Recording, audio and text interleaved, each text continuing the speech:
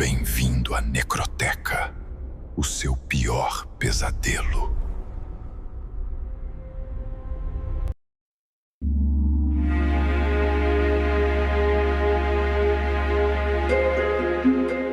Eles deram o primeiro passo para dentro da garganta do diabo.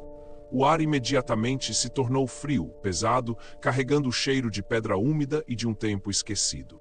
A escuridão era absoluta, uma presença física que pressionava os olhos e os pulmões. A lanterna de Helena cortava um cone trêmulo na negridão, revelando paredes de rocha que pareciam chorar um lodo escuro. O caminho para baixo era traiçoeiro. Uma descida íngreme sobre pedras lisas e escorregadias que ameaçavam jogá-los em abismos que a luz não conseguia penetrar.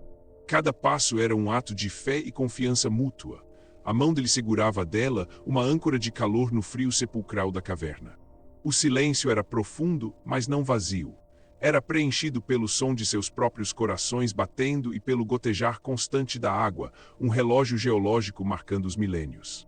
Para Arnaldo, a caverna era uma câmara de tortura sensorial.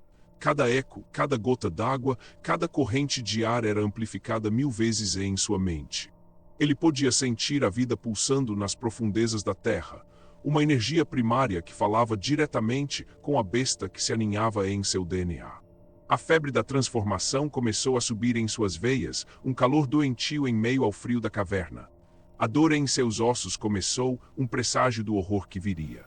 Ele cerrou os dentes, o suor frio escorrendo por sua testa. A criatura queria sair, queria reivindicar aquele reino subterrâneo como seu. Helena sentiu o tremor em sua mão. Ela olhou para ele, seu rosto uma máscara de agonia sob a luz da lanterna. Ela não disse nada, apenas apertou sua mão com mais força, um gesto de solidariedade inabalável. Sua força silenciosa foi o que o manteve ancorado. Ele se concentrou nela, na textura de sua pele, no som suave de sua respiração, usando-a como um escudo contra a fúria que crescia dentro dele. Eles atravessaram passagens tão apertadas que precisaram se espremer, a rocha fria pressionando contra seus corpos. Emergiram em câmaras vastas como catedrais, onde estalactites pendiam do teto invisível como os dentes de um deus morto. O ecossistema ali dentro era alienígena. Musgos pálidos que brilhavam fracamente quando a luz os tocava e insetos cegos que se espalhavam para longe de seu feixe de luz. Horas se passaram, ou talvez dias. O tempo perdeu o significado naquele lugar sem sol. A exaustão começou a pesar sobre eles, mas a urgência os impelia para frente. O mapa do jesuíta era mais uma prece do que um guia, mas Helena o interpretou com uma intuição notável, seguindo veios de minerais e o fluxo sutil do ar. Finalmente, eles sentiram uma mudança. O ar ficou mais quente, e um brilho azulado e fantasmagórico começou a vazar de uma passagem à frente. Eles haviam chegado. A câmara final era de uma beleza de outro mundo. Não era grande, mas perfeitamente circular, suas paredes cobertas por cristais que pulsavam suavemente com a luz azul. No centro da câmara, crescendo em um leito de musgo negro aveludado, estava a flor da alma.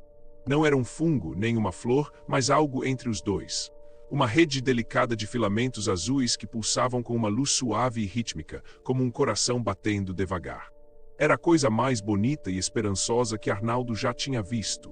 Ele caiu de joelhos diante dela, as lágrimas escorrendo por seu rosto. Helena se aproximou, sua expressão uma mistura de admiração científica e reverência. A lenda era real, a cura estava ao alcance deles. O antigo diário mencionava um ritual, mas não dava detalhes. Apenas dizia que a flor devia ser consumida para que a alma humana pudesse lutar contra a besta. Desesperado, sentindo a transformação quase completa, Arnaldo não hesitou. Ele estendeu a mão trêmula e pegou o coração pulsante da flor da alma. A luz se apagou no instante em que ele a arrancou. Ele a levou à boca e a comeu.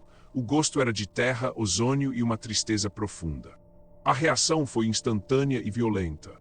Um grito de pura agonia escapou de seus lábios enquanto ele caía para trás, seu corpo se contorcendo no chão da caverna.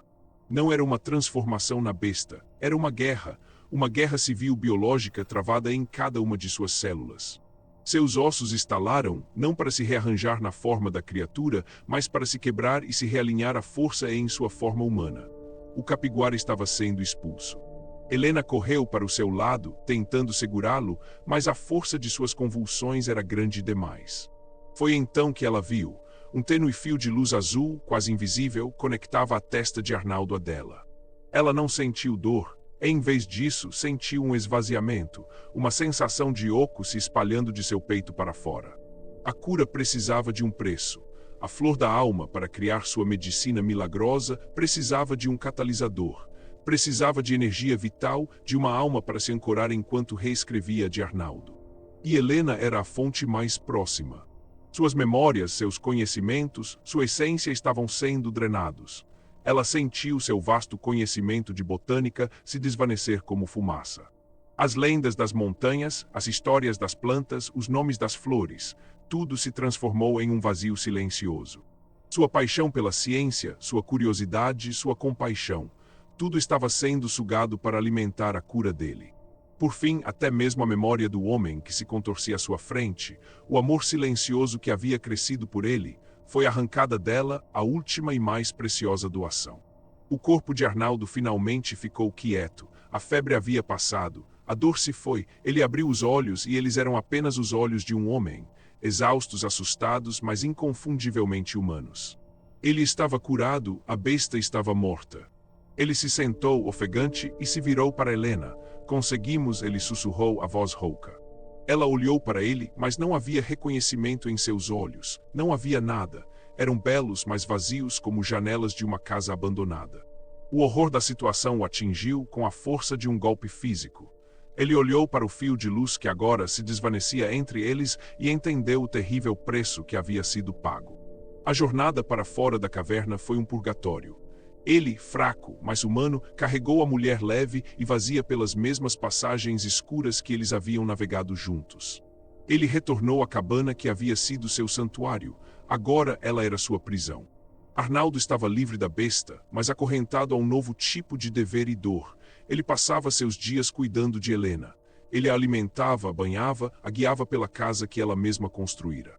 Ele lia para ela de seus próprios livros de botânica, na esperança de acender uma faísca, qualquer faísca, por trás de seu olhar vago. Mas não havia nada. A cientista brilhante se fora, deixando para trás apenas um eco silencioso. Ele havia derrotado o monstro que o assombrava, apenas para se tornar o guardião do fantasma que ela havia se tornado. Às vezes, nas noites de lua cheia, Arnaldo ia para a varanda. Ele olhava para a orbe prateada no céu, não mais com o medo primordial da transformação. Agora ele a olhava com uma tristeza infinita, a dor silenciosa de um homem que ganhou sua alma de volta, mas perdeu o coração no processo. A caçada havia terminado, mas a penitência apenas começara. Deixe um like, comente seu maior medo e inscreva-se no canal.